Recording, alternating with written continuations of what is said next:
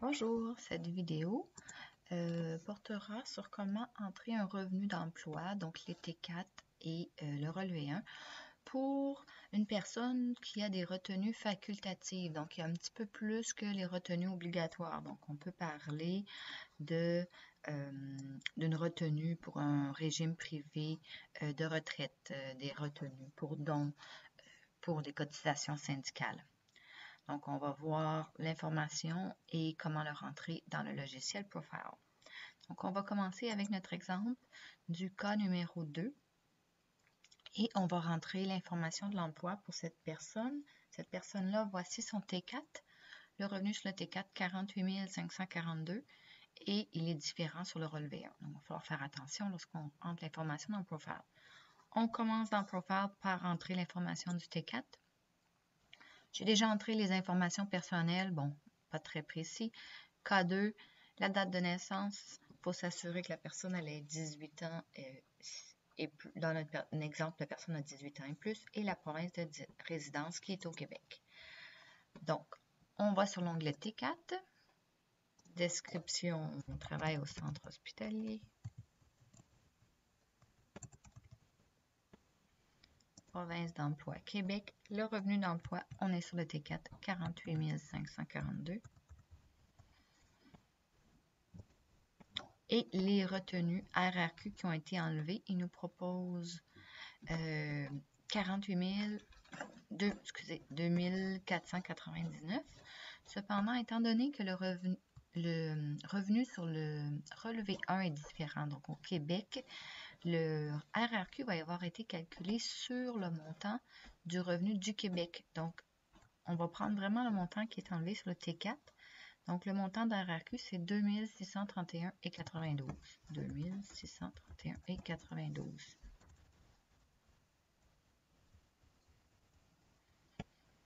Si on veut voir comment il est calculé, j'ai fait un petit fichier Excel. Donc, le montant de RRQ, c'est notre revenu d'emploi au Québec qui est de 5 922, moins l'exemption de 3 500 fois 5,55 %. On se rappelle aussi que sur la cotisation RRQ, il y a 5,4 % qui fait partie du taux de base. Donc, mon revenu, moins 3 500 fois 5,4 % pour la partie de base et 0,15 % qui est pour la partie bonifiée. Donc, ça, c'est juste pour savoir quelle partie va aller dans les déductions et dans les crédits. Donc, si on continue à entrer nos informations dans Profile, on va voir la prochaine. Assurance emploi, dans Assurance emploi qui est vraiment calculé sur le revenu canadien, il nous propose 606 et 78 et c'est bien 606 et 78.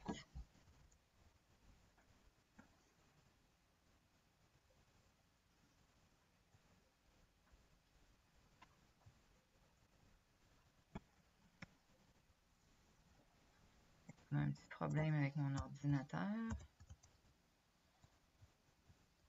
OK, c'est réglé. Ensuite, le RPAP qui est le RQAP.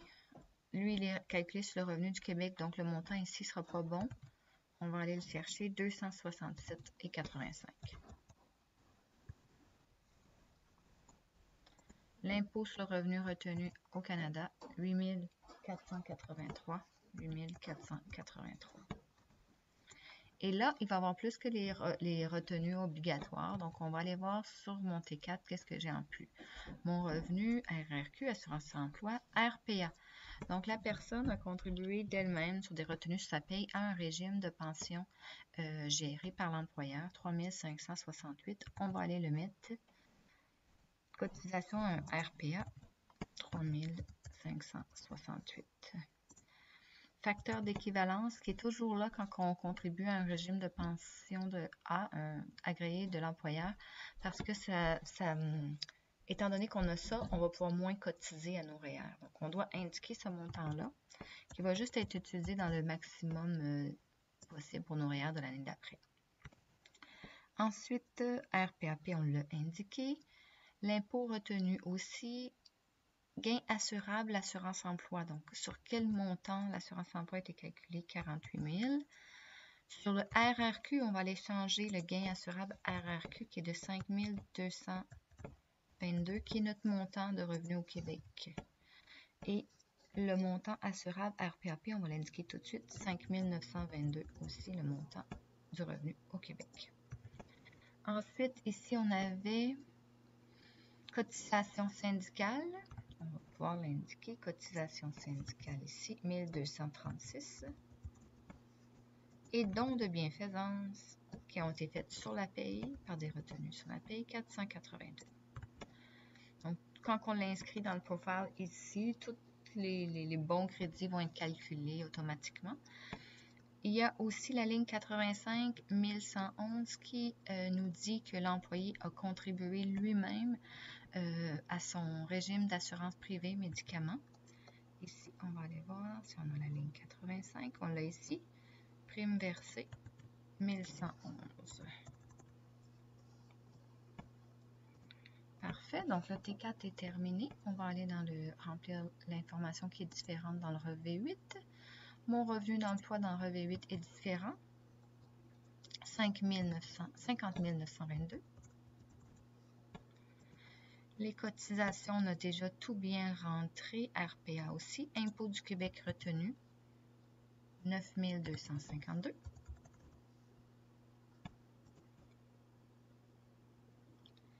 Et ce qu'on va voir qu'on a spécifiquement, c'est régime privé d'assurance maladie, la case J.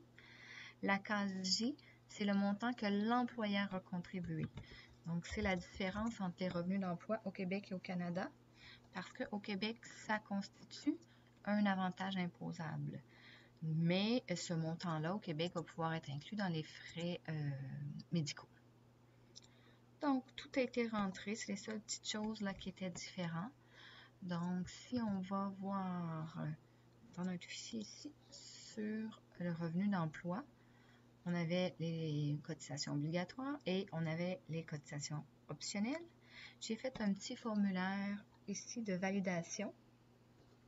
On ne va pas tous les faire, mais si on prend par exemple la retenue RPA, elle devrait apparaître dans notre T1, donc notre déclaration fédérale, comme une déduction, la même chose que le REER, à la ligne 20 700. C'est juste à côté du REER. Donc, on va aller voir. Est-ce qu'elle apparaît dans notre T1? Ça, c'est la section des revenus. Ensuite, on a la section des déductions. Déduction pour REER et juste au-dessus, déduction pour régime de pension agréé. Et on a notre montant de RPA qui va agir en diminuant l'impôt que la personne va payer exactement comme le fait le REER. Il devrait aussi apparaître sur notre TP1, notre déclaration du Québec, comme déduction. On va aller voir ça. Donc, si on veut une déduction dans la déclaration du Québec, on peut aller ici, Canada-Québec. Il va nous donner la TP1. Première section, les revenus. Et ensuite, les déductions. Déduction pour régime de pension, 3 568. Donc, ça, c'est bien fait. Si on en valide un autre, la retenue pour don devait apparaître dans, parce qu'on a fait la personne a fait un don de 482, devrait apparaître comme un crédit non remboursable. Il est non remboursable, mais si on ne le prend pas tous, on peut le reporter à une année suivante. Donc, on va aller voir le calcul dans la T1.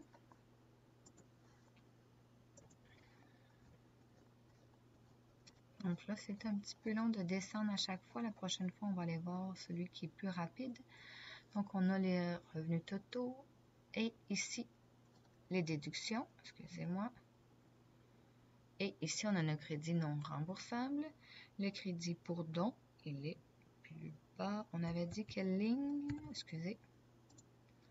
On avait dit la ligne 34 900. On descend, on descend, on descend. 34 900. Dons. C'est-à-dire remplir l'annexe 9 parce que les dons ne sont pas tous au même pourcentage. Donc, au Canada, si on va voir l'annexe 9, double-clic ici, ça va-tu nous amener à l'annexe 9? Oui, ça nous a ouvert l'annexe 9. Les premiers 200 $ de dons vont être calculés à 15 %, donc ils vont nous donner un crédit de 30 %. Et le restant, en haut de 200, est à 29 %. Donc, ça nous donne un crédit de 81,68. Donc, le total de crédit pour les dons va être de 101 $1,978. On devrait aller voir ce montant-là dans la Déclaration du Canada. Le crédit pour don, 111,78. Puis, donc, c'est bien mis. Si on va dans la Déclaration du Québec, on ne va pas aller dans la longue parce que c'est long à chercher. Je vais vous montrer comment elle est dans la courbe. TP1, sommaire, et ça se termine par un grand D. Donc, c'est justement les lignes qui ont des chiffres. Les crédits non remboursables, crédit d'impôt pour don, on a 107,68, donc calculé légèrement différemment. Donc, on va aller voir comment il le calcule au Québec. Donc, remplissez l'annexe V. Donc là, je double-clique, ça ne fonctionne pas. Pour aller chercher une annexe au Québec, TP1, parce qu'on est dans le Québec, et je vais inscrire la lettre V à la fin. Donc, je vais arriver à l'annexe V pour les TP1. Au Canada, c'est seulement A pour annexe et le numéro de l'annexe. Donc, sur le 482, on va voir le premier 200$ qui est, c'est pas très clair, attends un petit peu, don de bienfaisance.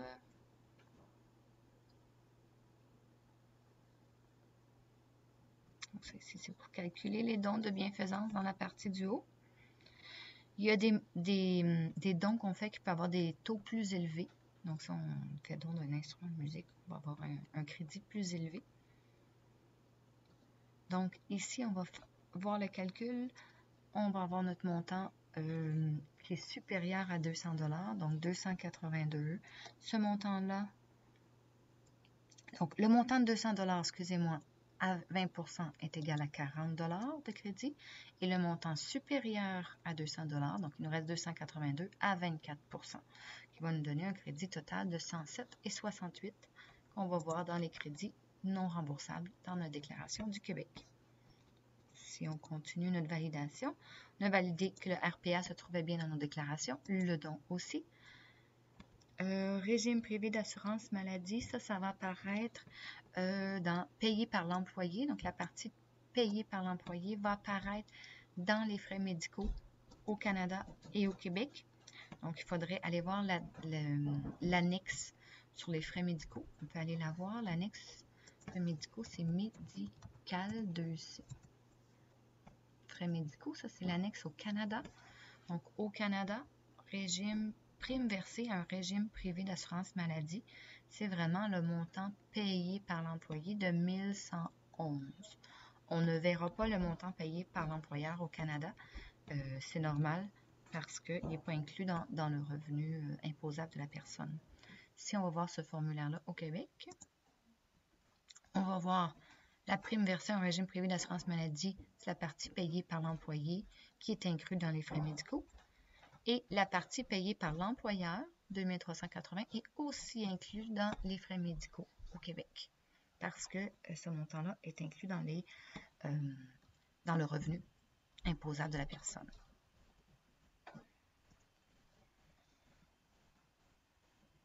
Il nous reste la dernière chose à valider, cotisation syndicale, qui donne droit à une déduction au Canada.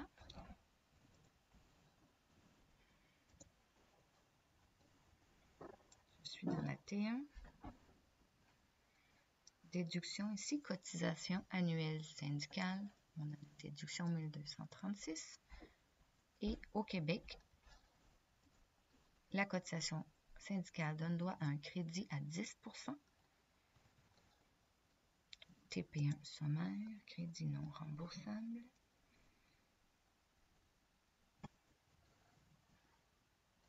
Et ici, crédit d'impôt pour cotisation syndicale, 1236 à 10%. Un crédit de 123,60.